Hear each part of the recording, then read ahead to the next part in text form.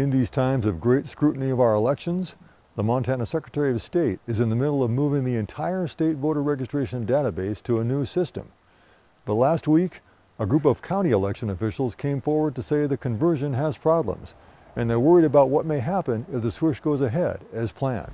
Secretary of State Christy Jacobson, the state's top election official, is converting the voter registration database to a system called Elect Montana, a software program the office bought several years ago for $2 million.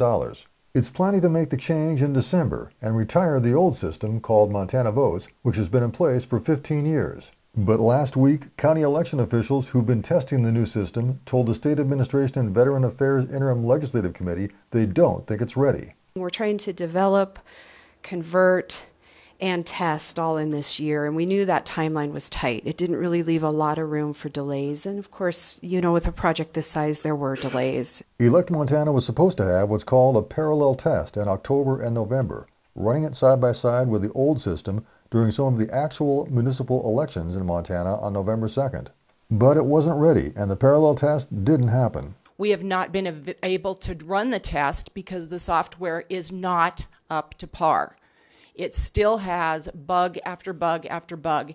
And as an elections administrator and someone that actually runs the elections, the last thing I need to do is to explain to a voter next year, oops, there was a bug in the system. Sorry, you got issued 2 ballots. Now, Jacobson's office is planning a multi-day test of Elect Montana in December and to ask county election officials December 20th whether they want to go ahead with the conversion for the 2022 election year.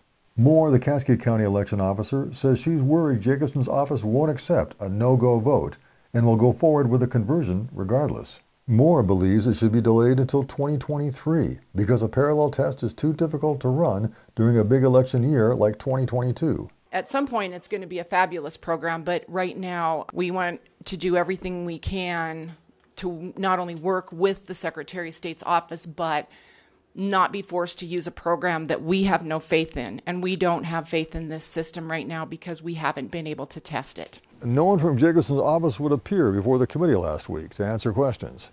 In response to questions from MTN News, it would say only that the start date for Elect Montana will be a data-driven decision for what is best to uphold election integrity in Montana.